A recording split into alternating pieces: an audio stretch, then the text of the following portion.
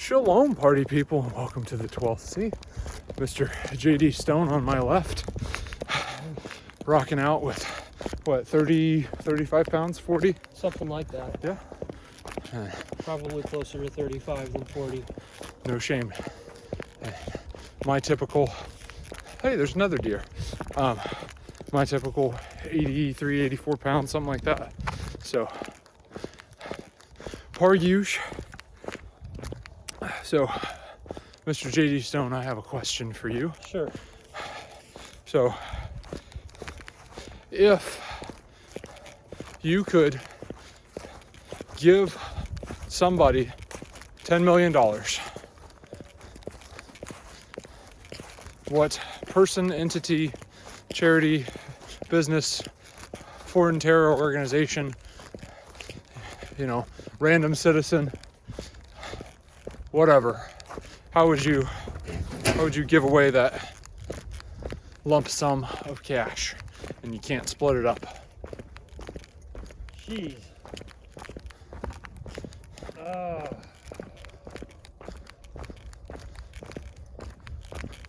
I might be showing my cynical anti-authoritarian That's okay. streak and say I don't know that I trust anybody with that.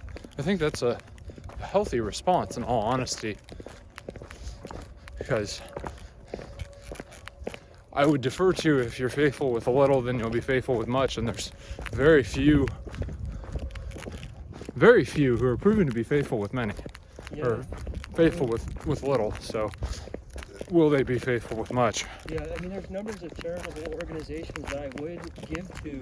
But I'm specifically saying you can't split it up. So yeah, because and I know I would give it a lump sum of 10 million to.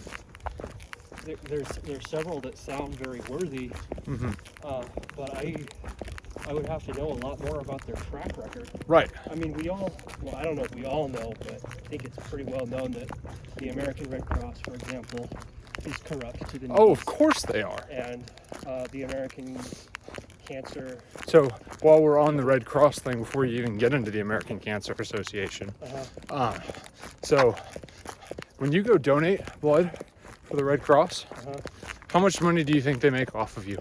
Well, I have no idea. Over $437 profit they make off of your blood donation that they give you, some graham crackers and a little thing of apple juice for. And if you're really feeling froggy, they'll give you a $20 gift card or whatever as a thank you. Wow. Yeah. Can I sell it? I'll cut out the middleman and sell it to somebody? So you can like donate plasma at a lot of these places where there's like some kind of an account that you bill, and you're effectively selling your blood, but you can't legally sell your blood, so it's convoluted how they get around it. But you'll walk out with like $100 or whatever. And it depends on your blood type and how clean you are and a few other things. And plasma you can donate a little bit more frequently than blood. But yeah, that's something that I found very interesting, is that the American Red Cross profits substantially off of these blood donations. And I'm not saying that they're not saving people's lives, because they are, but for a price. Yes. It's not exactly some altruism that's going on, but it's altruistic for you. Yes. But not altruistic for the middleman. Yes. Very interesting. Well, and they have costs. I mean, those nurses have to make money. They can't do it for free. But the Red Cross, pure profit for them is like $437 per unit of blood given. So yeah. Okay, so yeah, that's just one example. Right. Yeah, I think the American Cancer Association, the Susan G. Komen, whatever that is. Yeah. Goodwill is a notorious one.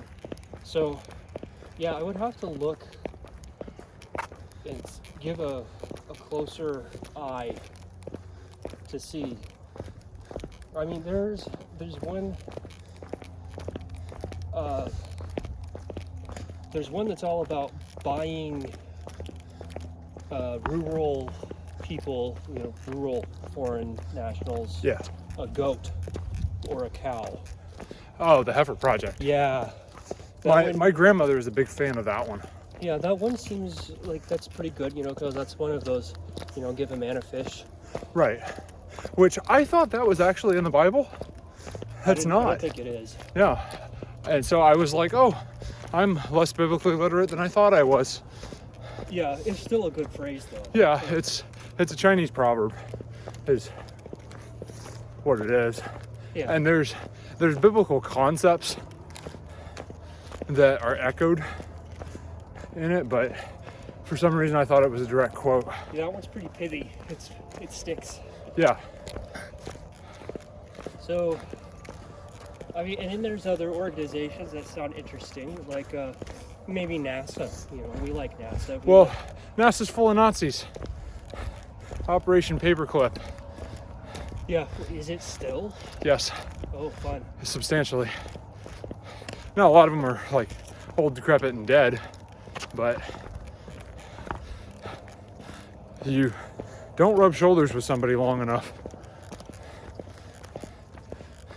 Yeah. So I'm just throwing that out there. Yeah. So there is that. Then there's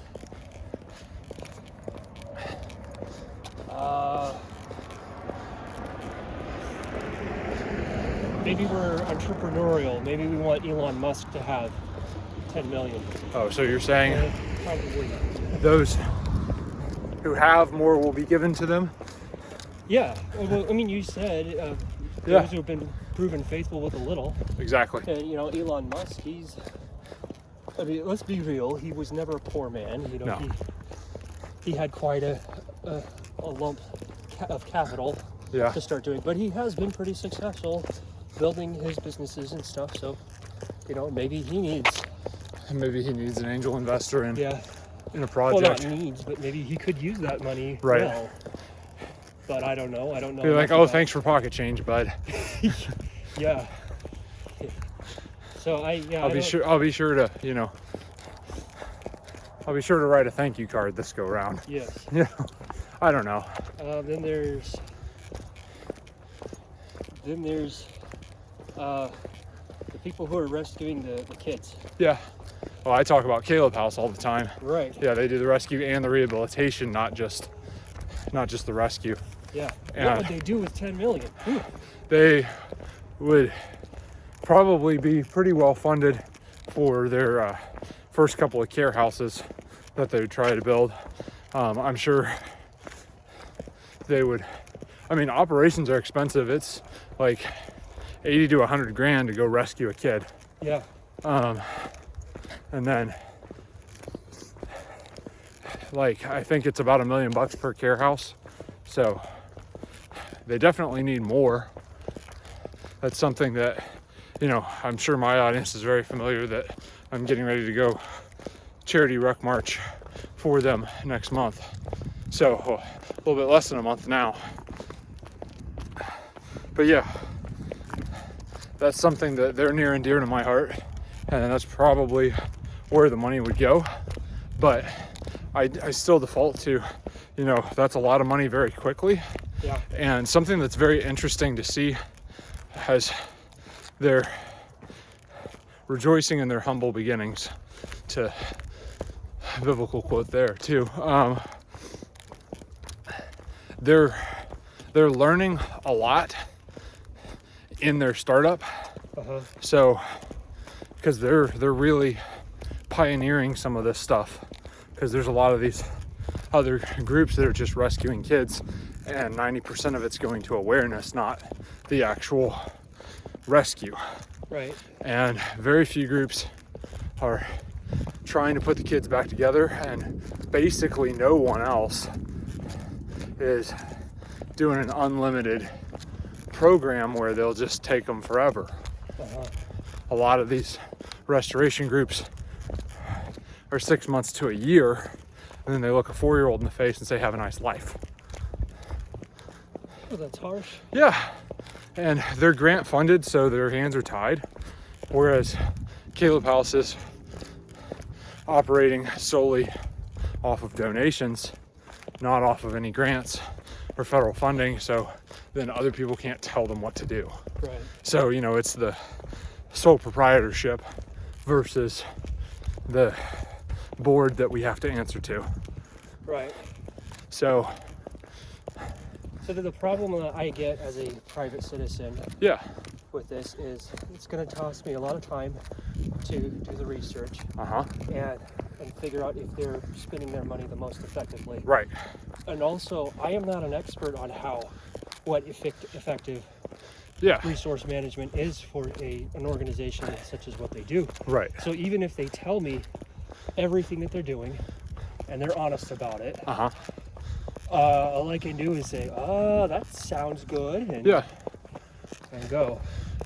Well, you also have the opportunity cost of look at all the things that you're not, you know, benefiting. So Right.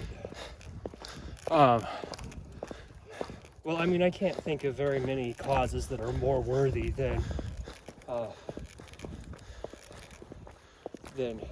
stopping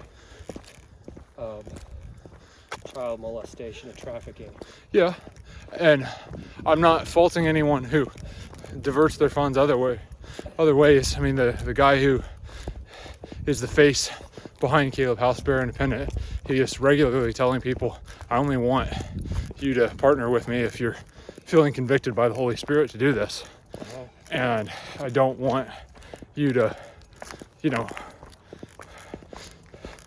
oh, hey, that's a good cause, I'm going to help out. It's yes, I want to follow the convictions that the Holy Spirit's laid on my heart. Right. And partner up.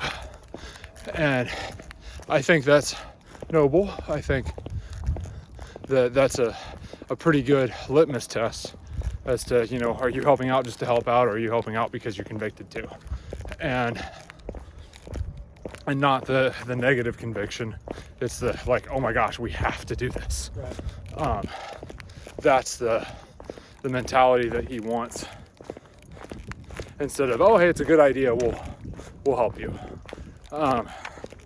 So I think there's some honor in that. And so if you weren't convicted by the Holy Spirit, hey, this is where this money needs to go, then I think as happy as they would be to take it, it would be a question of, you know, would they then be receiving an in-kind donation that is just because it's a good idea, not because it was what you believe had been laid on your heart.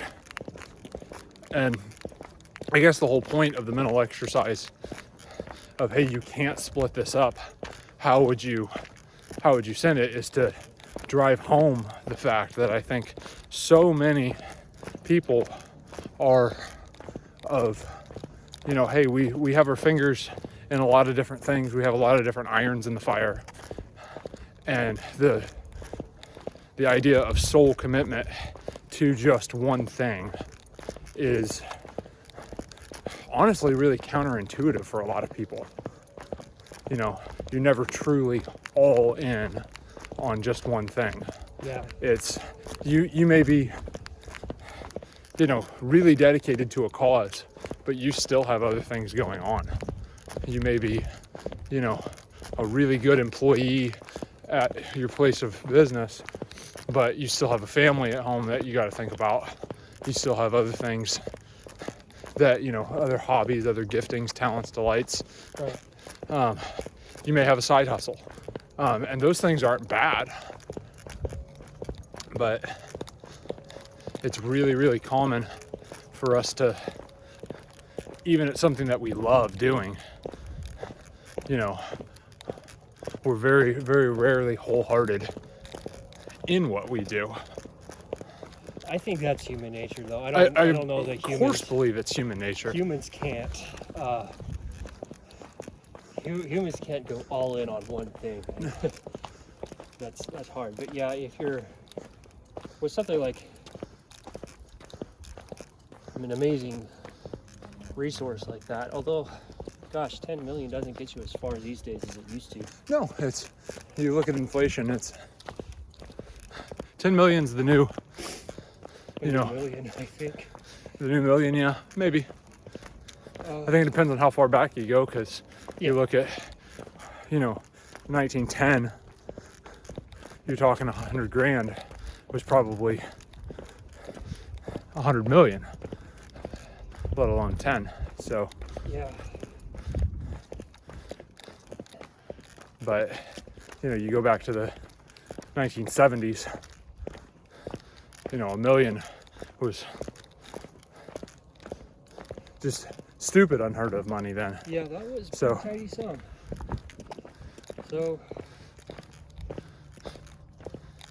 the 10 million, that's, even now, that's... Yeah. I definitely don't think it's intuitive for a businessman to put it all in one spot. Right. No, of course it's not. But I'm also deferring the option. You can't start your own enterprise and donate to yourself. Oh yeah, I figured that. You also can't start your own charity. Sorry, no, I was just readjusting my bag. Yeah.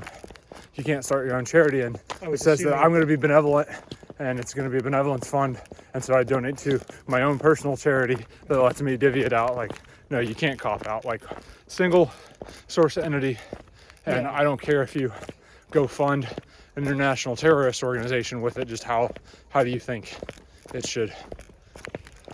How do you think it should be spent? Not that I think you would go fund international terrorism. I'm just. Some people do though. That is an interesting thing to think about. Well, all it is just diplomacy by violent means. That's all it is. I suppose.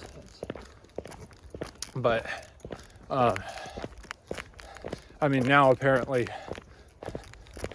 FBI watch lists if you purchase Bibles. So, really? Yes. That was floated around fairly recently, that they want to track domestic terror, and they're building profiles of people who shop at Bass Pro and purchase Bibles and are more conservative leaning. They think that that's where the next big terrorist threat is coming from. I can tell you that's not where the next big terrorist threat is coming from.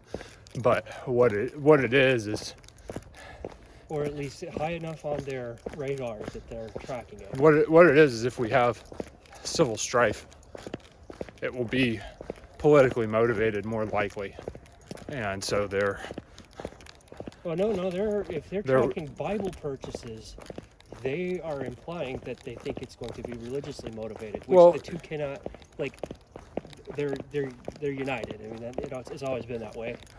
But if they're saying Bibles, it's going to be Christian conservatives. Right. So. A very specific kind of political motivated. Right. I guess that's telling to see who populates the FBI. I don't know. Jeez. So. But yeah, I hope our names are touching on the government watch list. I'm sure they are. Yeah.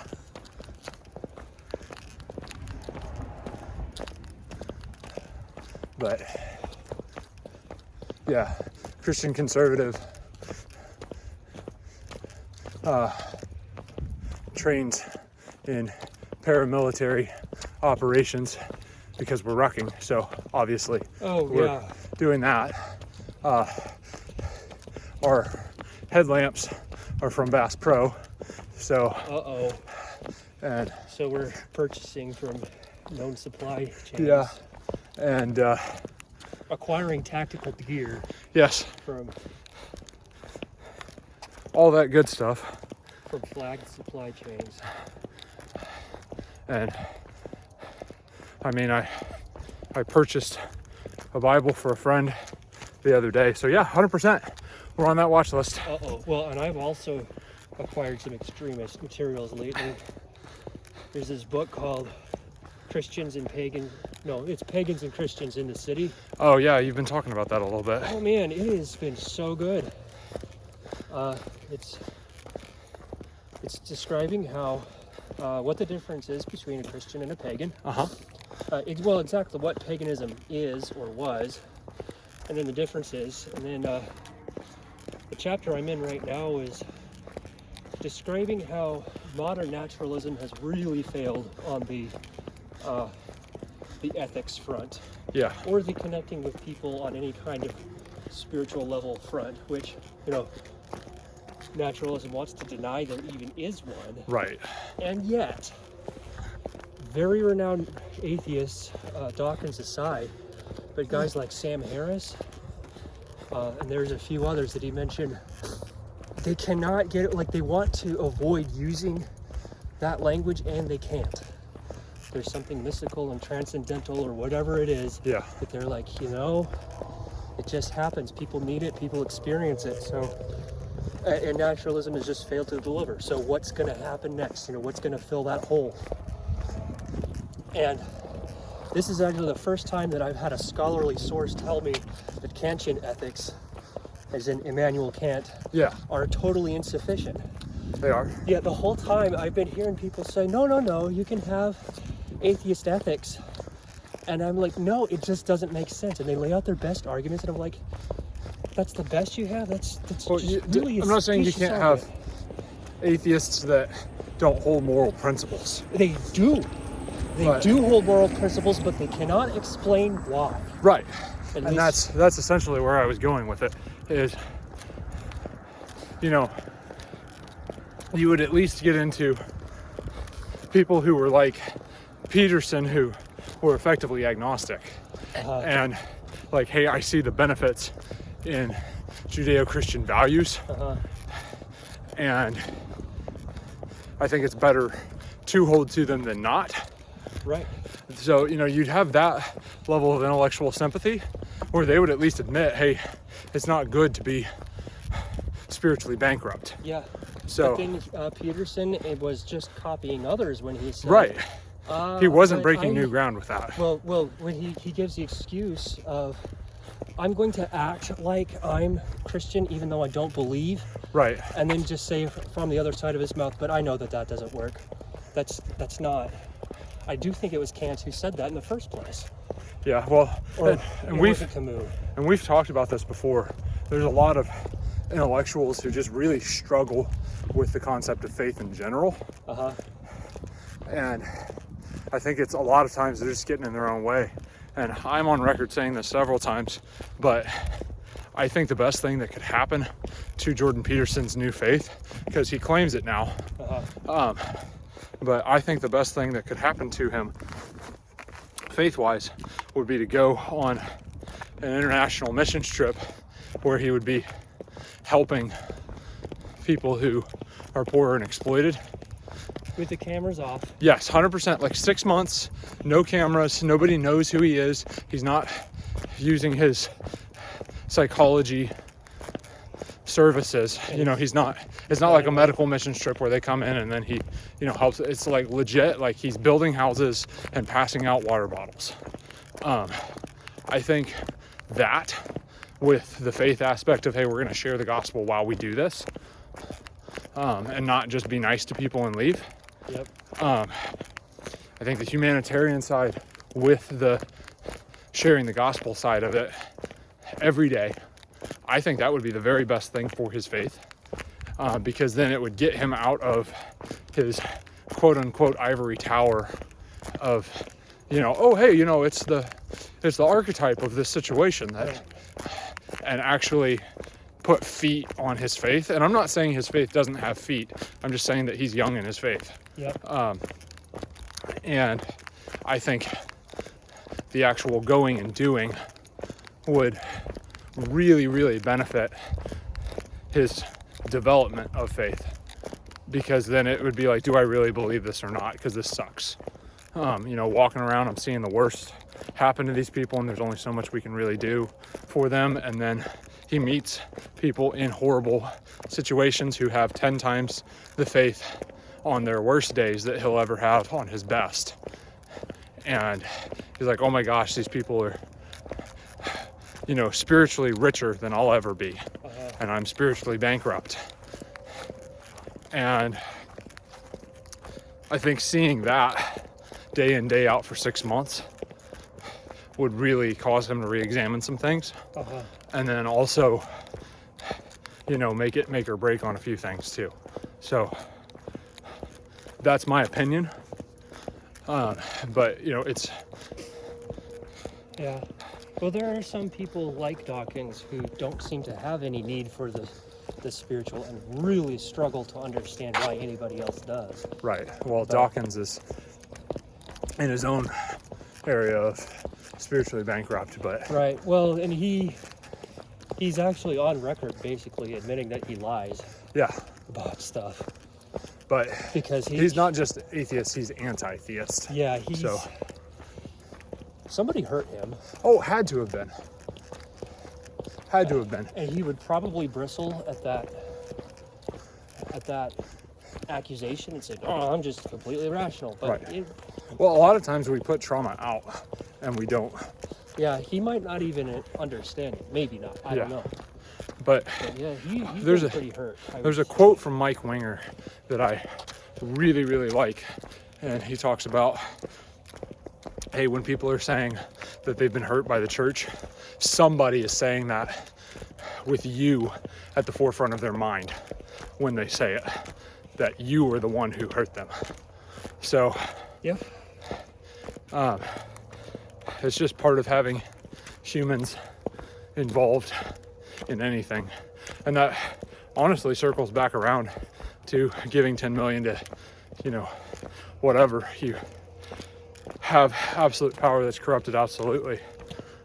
Yeah. And I don't know that there's anything that is,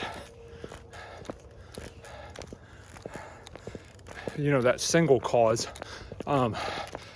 If I were answering the question, I would say Kaleb House.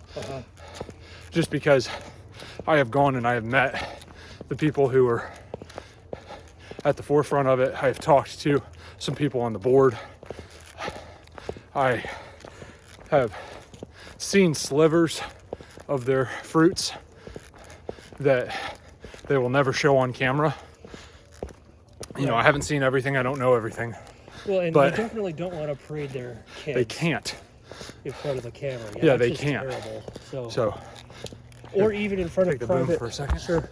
They don't even want to do that in front of, you know, private people because you want to protect those kids. You have to. That's like it's the whole point of what they're doing. Yeah. So, and it's not just protecting, but it's trying to give these kids a life. Right, and you can't betray that and pretend like, well, we're trying to do more good long run by making a tiny sacrifice here. Now that's baloney. You need to find a way to achieve your ends without exploiting somebody else. Exactly. Again. Exactly. And so I'd probably default to that. That being said, like I was getting at, I see they're learning so much so fast in the, hey, we're small and we're trying to figure some of this stuff out. And there's lessons that they probably wouldn't be learning if they just had an angel investor drop a lump sum in their lap overnight. Well, having limited resources really does help you prioritize. Well, and this isn't even necessarily where I was intending to go with this conversation, but you know, since I'm openly willing to talk about my previous job now, or willing to talk openly about my previous job now, you see people in prison who, you know, have extreme limited resources, and they come up with some of the most resourceful things ever. So, wholeheartedly agree with that observation, sir. Yep. That necessity is the mother of invention. Yes, indeed. So, there is that. And we're dark anyway, so let's just wrap this up. Thank you, everyone, for listening to our ramblings for 30 minutes. Think about the things in your life that matter. Go do hard things.